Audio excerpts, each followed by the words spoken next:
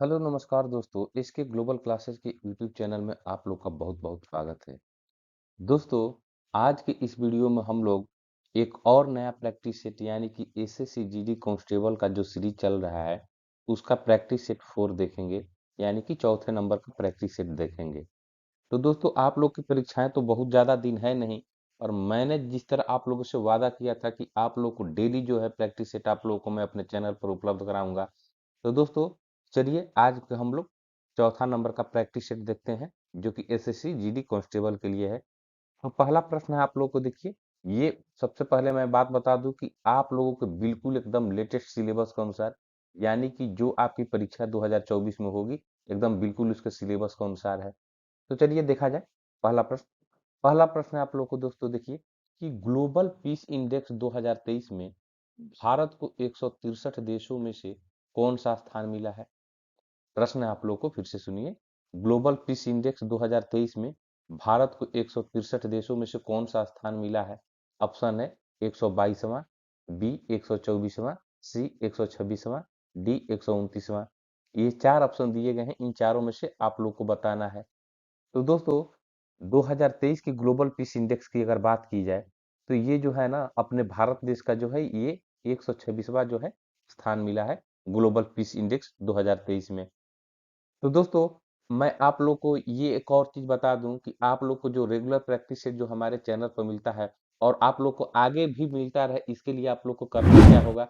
आप लोग बस चैनल को सब्सक्राइब कर लीजिए अगर चैनल पर नए हैं तो, और अपने दोस्तों को भी इस वीडियो को शेयर कर दीजिए ताकि वो लोग भी इस वीडियो का भरपूर लाभ उठा सके। तो चलिए नेक्स्ट प्रश्न की ओर चलेंगे। नेक्स्ट प्रश्न देखिए, प्रश्न नंबर दूसरा है कि चुपकर चुपकर जो होता है ना, ये किस खेल से संबंधित है। चुपकर जो शब्द है एक, ये किस खेल से संबंधित है। ऑप्शन है गोल्फ, बिलियर्ड्स, पोलो, ब्रिज। ये चार ऑप्शन आप लोग को दिए गए हैं। तो चुपकर किस खेल से संबंधित है। आप लोग मेरे साथ साथ कमेंट बॉक्स में आप लोग अपना भी जवाब देते चलिए, ताकि अंत में जो है मुझे भी पता चले कि आप लोगों में से कितने दोस्त जो है कितने सही कर रहे हैं क्वेश्चन को। ठीक है, और अंत में हम लोग एक शानदार होमवर्क प्रश्न भी देखते हैं, जिसका जवाब आप लोग होमवर्क प्रश्न का आप लोग अपने इस वीडियो में के कमेंट बॉक्स में नहीं देते हैं। आप लोग होमवर्क को जरूर, जो होमवर्क जो क्वेश्चन आप लोग के लिए मैं देता हूँ उसको कमेंट बॉक्स में लिखिए। तो इस प्रश्न का जो जवाब है आप लोग बताइए कि चुपकर किस खेल से संबंधित है। तो दोस्तों, चुपकर जो हो जाएगा ना, ये आप लोगों को ये पोलो से संबंधित है। चुपकर जो खेल है, चुपकर खेल की एक शब्दावली है जो कि पोलो खेल से संबंधित है। ठीक है, चलिए नेक्स्ट प्रश्न की ओर चलेंगे। नेक्स्ट प्रश्न नंबर थर्ड है कि अंतर्राष्ट्रीय मलाला दिवस किस तारीख को मनाया जाता है। अंतर्राष्ट्रीय मलाला दिवस किस तारीख को मनाया जाता है। ऑप्शन है 10 जुलाई को, 12 जुलाई को, 14 जुलाई को, 17 जुलाई को। ये चार ऑप्शन आप लोग को शानदार दिए गए हैं। इन चार ऑप्शनों में से कौन सा ऑप्शन जो हो जाएगा इसके लिए सही हो जाएगा अंतर्राष्ट्रीय मलाला दिवस के लिए। तो दोस्तों, अंतर्राष्ट्रीय मलाला दिवस की अगर बात की जाए, ये जो हो जाएगा ना, ये 12 जुलाई को ये मनाया जाता है। और ये क्वेश्चन इसलिए फेमस है कि चूंकि इनको सबसे कम उम्र का जो है ना नोबेल पुरस्कार जो है इससे नवाजा गया था। मलाला यूसुफजई नाम है इनका, जो कि मूलतः पाकिस्तान की निवासी है। ठीक है, तो ये अंतर्राष्ट्रीय मलाला दिवस जो है 12 जुलाई को मनाया जाता है। इस चीज को आप लोग ध्यान रखिएगा। नेक्स्ट चलिए। नेक्स्ट देखिए, आप लोग के ये हिस्ट्री से क्वेश्चन आ गया कि किसकी मूर्ति जो है ना ये सिंधु घाटी सभ्यता के लोगों की एक महत्वपूर्ण रचना थी। ऑप्शन है नटराज, बी नर्तकी की मूर्ति, सी बुद्ध की मूर्ति, डी नरसिम्हा की मूर्ति। तो किस मूर्ति को दोस्तों ये सिंधु घाटी सभ्यता के लोगों की एक महत्वपूर्ण रचना थी, ये आप लोग को बताना है। तो दोस्तों, इस प्रश्न का जो जवाब हो जाएगा ये आप लोग को हो जाएगा नर्तकी की मूर्ति जो हो जाएगा, ये इस प्रश्न का बिल्कुल सही जवाब हो जाएगा। नर्तकी की मूर्ति जो हो जाएगा इस प्रश्न का बिल्कुल सही जवाब हो जाएगा। चलिए नेक्स्ट प्रश्न की ओर चलेंगे हम लोग। नेक्स्ट प्रश्न पांचवा नंबर प्रश्न है। आप लोग एकदम मेरे साथ साथ कमेंट बॉक्स में इन सब प्रश्नों का जवाब देते चलिए, और आप लोग को 20 मिनट के अंदर में मैं 20 प्रश्न जो है आप लोग को शानदार तरीके से प्रैक्टिस करवा दूंगा। और रेगुलर प्रैक्टिस सेट करने से आप लोग को ये भी पता चलेगा ना कि आप लोग की जो जनरल अवेयरनेस की जो तैयारी है वो कैसे चल रही है, जीके और जनरल अवेयरनेस की। तो आप लोग को जो सिलेबस है, पहले आप लोग सिलेबस देख लीजिए, तब फिर पाइएगा कि नहीं सर, आप तो एकदम बिल्कुल सिलेबस के अनुसार ये प्रैक्टिस सेट को बनाए हुए हैं। तो ये जो प्रश्न है आप लोग को देखिए, ये हिस्ट्री का ही प्रश्न है कि बादामी किसकी प्रारंभिक राजधानी थी।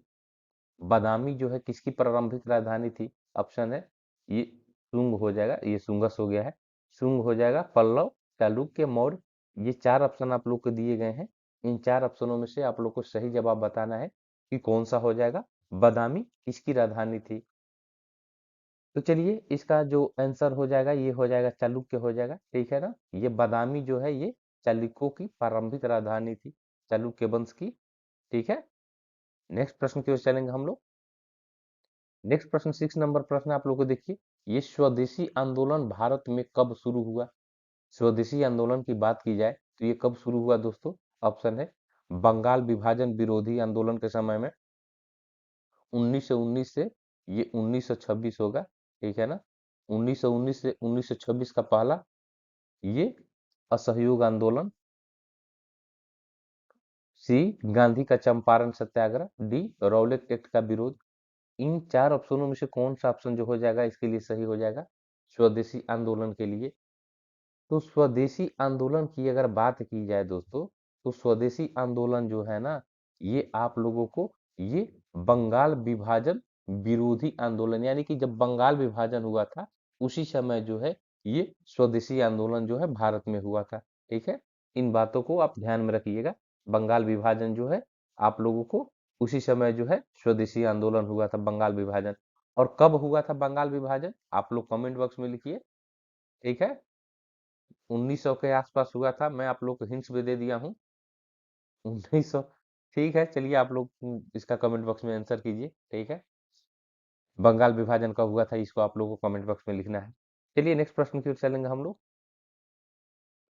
नेक्स्ट प्रश्न नंबर 7 है कि निम्नलिखित में से किस राज्य में पारंपरिक रूप से योसांग नामक त्योहार मनाया जाता है? योसांग नामक त्योहार जो है किस राज्य में मनाया जाता है? ये ऑप्शन है आप लोगों को सिक्किम, छत्तीसगढ़, झारखंड और मणिपुर। ये चार ऑप्शन आप लोग को दिए हुए हैं। इन चार ऑप्शनों में से आप लोग को सही जवाब बताना है। तो दोस्तों योसांग नामक त्योहार की अगर बात की जाए तो ये आप लोग को हो जाएगा ये मणिपुर, ठीक है ना। ये मणिपुर में ये मनाया जाता है, ये मणिपुर में मनाया जाता है त्योहार। तो आप लोगों से त्योहार और पर्व से जो है क्वेश्चन जो है आप लोग को परीक्षाओं में बार बार पूछे जाते हैं और पूछे गए हैं और पूछे जाएंगे, ठीक है ना। इसलिए आप लोग चैनल के हमारे प्लेलिस्ट में जाइएगा, वहां पर जितने भी भारत के महत्वपूर्ण पर्व एवं त्योहार है कब मनाया जाता है, कितने कौन-कौन से दिवस है, यानी कि मेरे प्लेलिस्ट में अगर जाइएगा, आप लोग चैनल के प्लेलिस्ट में जाइएगा, तो जितना महत्वपूर्ण आप लोग वीडियो आप लोग खोजिएगा सारा चीज़ वहाँ पर मिल जाएगा।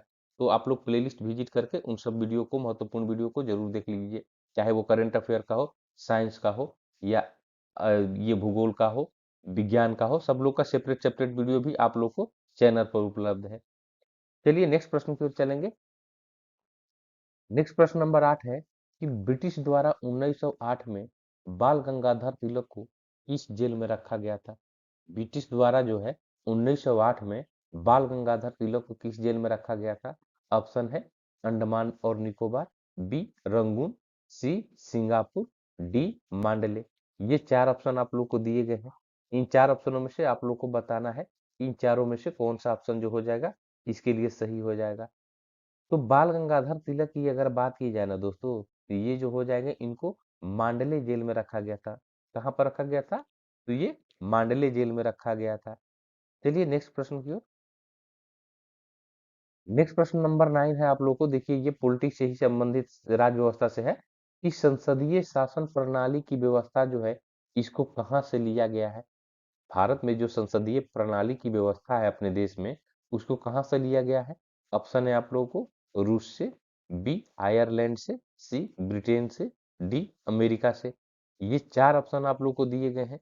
इन चार ऑप्शनों में से आप लोग को बताना है कि कौन सा ऑप्शन जो हो जाएगा इसके लिए सही हो जाएगा।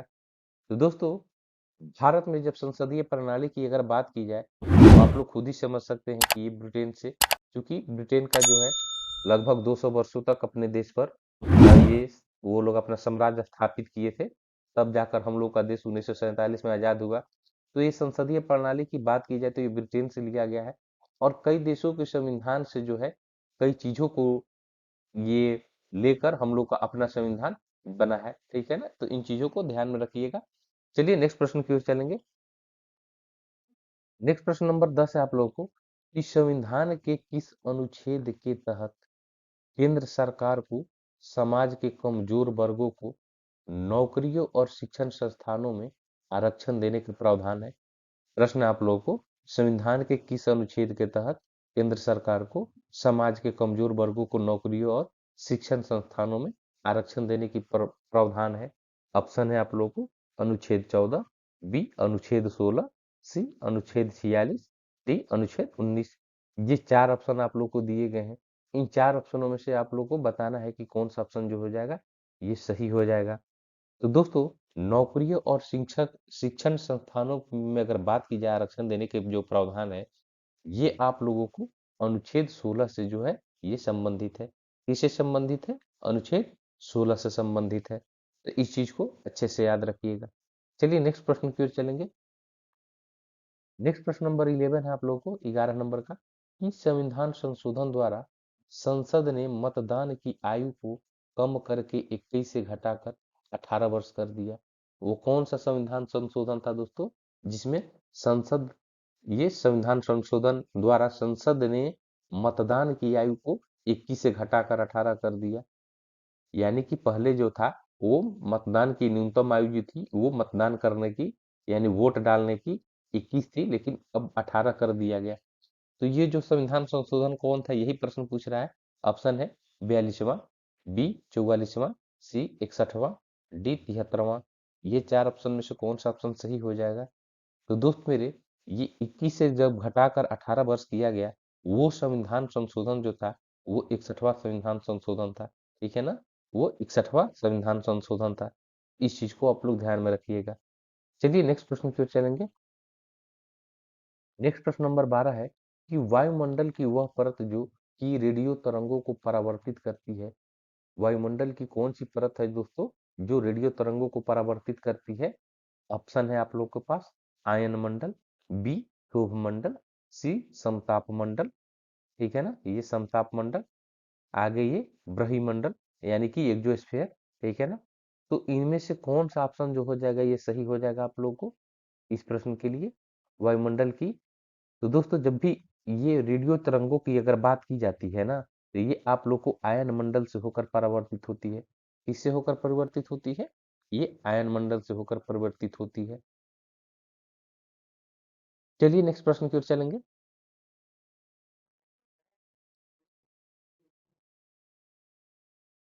नेक्स्ट प्रश्न यहाँ पर 13 नंबर प्रश्न है कि भारत के किस राज्य की सीमा पाकिस्तान से नहीं मिलती है? तो आप लोग के सिलेबस में भारत एवं पड़ोसी देश से जो है आप लोग को क्वेश्चन जो है वो सिलेबस में है, और सिलेबस के अनुसार ये आप लोग को पड़ोसी देशों से जो है क्वेश्चन आप लोग को बार बार परीक्षाओं में पूछे जाते हैं। तो यहाँ पर आप लोग को बताना है कि भारत के कौन कौन से राज्य जो है ये पाकिस्तान से नहीं मिलते हैं। ऑप्शन है आप लोग के पास गुजरात, राजस्थान, पंजाब, हिमाचल प्रदेश। तो ये चारों में से कौन सा ऑप्शन हो जाएगा आप लोग को बताइए। तो दोस्तों, गुजरात की भी सीमा पाकिस्तान से मिलती है, राजस्थान राज्य की भी सीमा पाकिस्तान से मिलती है, पंजाब की भी सीमा पाकिस्तान से मिलती है, लेकिन ये जो हिमाचल प्रदेश है ना, ये हिमाचल प्रदेश की जो सीमा है वो पाकिस्तान से नहीं मिलती है, ठीक है ना। इसलिए इस प्रश्न का जवाब जो हो जाएगा ये बी हो जाएगा। ये नहीं मिलती है पूछा गया है प्रश्न में, इस चीज को आप लोग ध्यान रखिएगा। तो कभी भी आप लोग परीक्षा में जब बैठिए ना, तो आप लोग पहले प्रश्नों को अच्छे तरीके से गौर से देख लीजिए कि यहाँ पर क्या पूछा जा रहा है। कोई हड़बड़ी जल्दीबाजी में आप लोग अपने सीबीटी एग्जाम में ये गलत मत कर बैठिएगा। हालांकि वहां पर ऑप्शन सुधारने की व्यवस्था है, लेकिन तब तक आप लोग को ध्यान आए तब तक समय भी कम रहता है आप लोग को, ठीक है।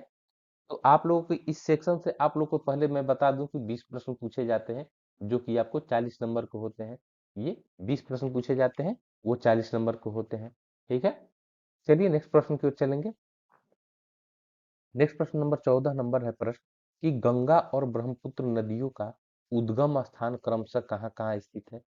ये गंगा और ब्रह्मपुत्र नदी का उद्गम स्थान पूछा जा रहा है। ऑप्शन है नेपाल और तिब्बत में, बी उत्तर प्रदेश तथा तिब्बत में, सी उत्तर प्रदेश तथा तिब्बत में। ये दो बार शायद उत्तर प्रदेश तथा तिब्बत हो गया है, डी उत्तराखंड तथा तिब्बत में। ये 4 ऑप्शन दिए गए हैं, ठीक है ना? इनमें से आप लोग को बताना है। तो देखिए, गंगा नदी की जो है आप लोग जानते हैं कि ये निकलता है उत्तराखंड से, ठीक है ना? ये उत्तराखंड से निकलती है गंगा नदी। और ये जो है ब्रह्मपुत्र नदी तिब्बत के मानसरोवर के आसपास से निकलती है, ठीक है ना? तिब्बत के मानसरोवर झील के पास से। तो इस ऑप्शन का जो सही जवाब हो जाएगा ये डी हो जाएगा, ठीक है? ये डी जो हो जाएगा ये इस प्रश्न का सही जवाब हो जाएगा। प्रश्न नंबर 15 है आप लोगों को कि केरल के समुद्री तट की रेत में भरपूर मात्रा में क्या पाया जाता है? केरल जो है जिसकी राजधानी त्रिवेंद्रपुरम है, ठीक है ना? आप लोग को वहां के समुद्री तट जो होती है उसके रेत में भरपूर मात्रा में क्या पाया जाता है? ऑप्शन है कैल्शियम, बी रेडियम, सी थोरियम, डी मैग्नीज। ये 4 ऑप्शन दिए गए हैं। इन 4 ऑप्शनों में से आप लोग को बताना है कि कौन सा ऑप्शन सही है। जैसे ही मैं प्रश्न पढ़ रहा हूँ आप लोग उत्तर जो है कमेंट बॉक्स में टाइप कर दीजिए, ताकि आप लोग को जो अपने खुद पर जो कॉन्फिडेंस है आप लोग को पता चलेगा कि हाँ, आप मैं क्वेश्चन को सही कर रहा हूँ। तो दोस्तों, केरल के समुद्री तट की बात की जाए ना, वहां की रेत में जो है थोरियम जो है भरपूर मात्रा में मिलता है। थोरियम जो है ये भरपूर मात्रा में मिलता है। चलिए नेक्स्ट प्रश्न की ओर। नेक्स्ट प्रश्न नंबर 16 है कि राष्ट्रीय आय मापन में निम्न में से किस पद्धति का उपयोग नहीं किया जाता है? यहाँ भी पूछा जा रहा है कि नहीं किया जाता है। ऑप्शन है मूल्य वर्धित पद्धति, आय पद्धति, निवेश पद्धति, व्यय पद्धति। तो राष्ट्रीय आय मापन जो है ना, ये 3 विधियों से किया जाता है। ये मूल्य वर्धित पद्धति से भी किया जाता है, आय पद्धति से भी किया जाता है, व्यय पद्धति से भी किया जाता है। लेकिन ये निवेश नाम की पद्धति जो है ना, ये राष्ट्रीय आय के मापन में इसका प्रयोग नहीं किया जाता है। निवेश पद्धति होता नहीं है, ठीक है? तो ये ऑप्शन सी जो हो जाएगा इस प्रश्न का बिल्कुल सही जवाब हो जाएगा, क्योंकि यहाँ पर राष्ट्रीय आय मापन की बात की जा रही है। चलिए नेक्स्ट प्रश्न की ओर चलेंगे। देखिए, बहुत ही महत्वपूर्ण प्रश्न आप लोग को इकोनॉमिक्स से ये प्रश्न है, अर्थशास्त्र से, ठीक है? क्योंकि आप लोगों को सिलेबस में भी ये जो है आप लोग को आर्थिक दृश्य से जो है आप लोग को दिया गया है कि आर्थिक यानी कि इकोनॉमिक्स से क्वेश्चन भी पूछे जाते हैं और पूछे गए हैं, ठीक है? तो ये प्रश्न है आप लोग को 17 नंबर आज का प्रश्न आप लोग को कि ग्रेशम लॉ संबंधित है। बहुत ही महत्वपूर्ण दोस्तों, ये इकोनॉमिक्स का ये लॉ है। ऑप्शन है उपभोग और मांग से, बी आपूर्ति और मांग से, सी मुद्रा का प्रचलन से, डी घाटे का वित्त पोषण से। तो ग्रेशम लॉ की अगर हम लोग बात करें, आप लोग के लिए मैं हिंट्स दे दे रहा हूँ कि बुरी मुद्रा अच्छी मुद्रा के प्रचलन को बाहर कर देती है। तो यही जो है ग्रेशम लॉ कहता है।